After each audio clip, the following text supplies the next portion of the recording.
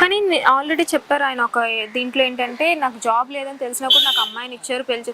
కానీ ఇంకొక విషయం, అమ్మాయి ఆల్రెడీ టిక్ టాక్లు చేస్తుందండి, డాన్స్ వారానికి 4 డాన్స్ వీడియోలను చేస్తుంది, నన్ను కూడా చేయమనేది, అందుకని నేను ఇన్ఫ్లుయెన్స్ అయి చేశాను, నాకు దాని తర్వాత నుంచే నాకు యాక్టింగ్ మీద ఇంట్రెస్ట్ కలిగింది, ఆ అమ్మాయి కూడా ఒక యాక్ట్రెస్ అని అంటున్నారు. మరి వాళ్ళ నాన్నగారు ఉండండి టిక్ టాక్ అంటే ఇప్పుడు మనవరాలు కూడా చేస్తుందండి. అది ఏముంది సరదా కింద అయిపోయింది ఇప్పుడు. టిక్ టాక్లు యూట్యూబ్లు అనేవి కామన్ అయిపోయాయి. 100 సంవత్సరాల ముసలమ్మ చేస్తుంది, 6 సంవత్సరాలు పుట్టిన పిల్లలతో కూడా చేయించేస్తున్నారు. అది పెద్ద విషయం కాదు. వీడికి రారా బాబు నా పక్కన టిక్ టాక్ చెయ్యు అంటే సరదాగా ఏమో చేయొచ్చేమో కానీ దాని మీద నుంచి ఏదో యాక్టింగ్కి వెళ్ళిపోయాడంటే అది బోక్ అబద్ధం, బోగ్గాడు మాట్లాడండి. వాళ్ళ నాన్నగారు చెప్తాడు కదా నా కొడుక్కి చిన్నప్పటి నుంచి యాక్టింగ్ అంటే ఇంట్రెస్ట్ అని. చిన్నప్పటి నుంచి యాక్టింగ్ అంటే నాకు పిచ్చి ప్రాణం అని చెప్పిన మా డైలాగ్ కూడా ఆడే ఉన్నాయి. ఇంకో మాట మార్చేస్తున్నాడు. ఒక మాట 5 సార్లు చెప్పాడంటే ఒక మాట 5 రకాలు మార్చాడంటే అందులో ఒక దాంట్లో కూడా నిజం లేదు.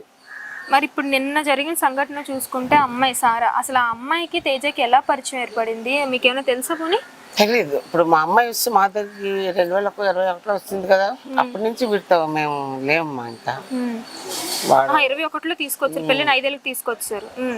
మరి ఆ సెల్లో అన్ని దొరికిపోయి పబ్జి గేమ్లు ఆడుకొని అమ్మాయిలతోని గొడవలు, ఇన్లీగల్ సంబంధం. నేను పెళ్ళైన వాడిని నాతో సైలెంట్గా చేసుకుపోతాను, నాతో ఎవరికి రిస్క్ ఉండదు, నేను సైలెంట్గా వెళ్ళిపోతాను, పెళ్ళైన వాడిని కాబట్టి నాతో రిస్క్ ఉండదు.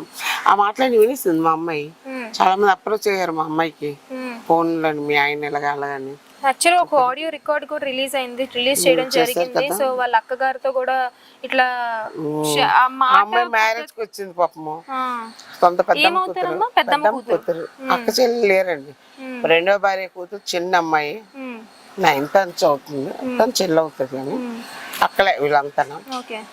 సో తనతో కూడా అంత వల్గర్ గా మాట్లాడారు అంటే ఆ అమ్మాయి చెప్పుకున్నప్పుడు కూడా చాలా బాధపడుతుంది. అమ్మాయితో ఎవరికి చెప్పొద్దు, పాడైపోతుంది నీ లైఫ్ కూడా, గోడలు కూడా చెవులు ఉంటే అంటే డీటెయిలింగ్ గా మాట్లాడుతుంది అంత డీటెయిలింగ్ గా మాట్లాడుతున్నా ఆవిడ. అంటే ఆ మాట చెప్పుకుంది అంటే ఎంత సిగ్గుపడి చెప్పుకుంటుందో, అంత బాధపడి చెప్పుకుంటుందో చూడండి. అవును.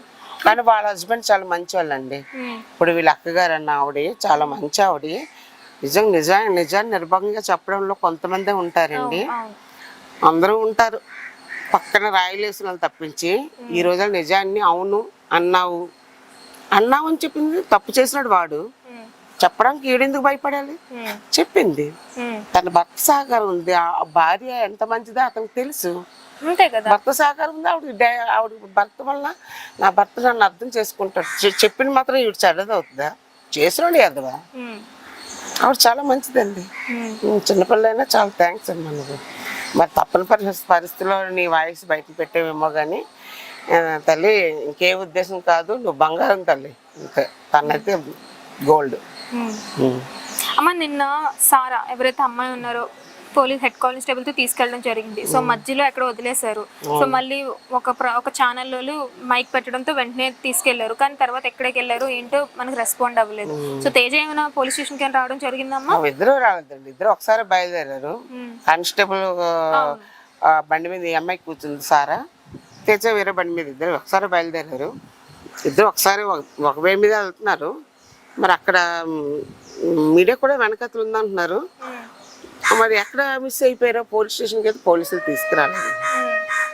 ఓకే మా నిన్న అలాగంటే జనరల్గా మాట్లాడకూడదు, అలాంటి సంఘటన మీరు చూసినప్పుడుగా మీ పాప ఉండాల్సిన స్థానంలో వేరే అమ్మాయి ఉండి అంత రెడ్ హ్యాండెడ్గా చూసిన తర్వాత ఒక తల్లిగా మీ మనసుకి అంత బాధ అనిపించింది అంటే ఏమనిపించింది అసలు? జనరల్గా నేను ఆల్రెడీ వీడియోలు చూసాం మేము. వీడు నీచడం తెలుసు కానీ ఇంత దిగజారిపోయాడనైతే నేను ఊహించలేదమ్మా. అమ్మాయిలు పిచ్చింది. అది ఎక్కడ వీడి రూమ్లోకి తెచ్చుకాడు, ఏ ఓఏ రూమ్లకే వెళ్ళిపోయేవాడు. అవన్నీ మాకు కన్ఫర్మ్ అయిపోయాయి. డైరెక్ట్గా ఆఫీస్ పెట్టి ఒక అమ్మాయిని తీసుకొచ్చి 3 నెలలు బట్టి నా భార్య అని చెప్పుకొని నేను పెళ్లి చేసుకున్నానని చెప్పి ఉంటున్నాడంటే తెలియదమ్మా.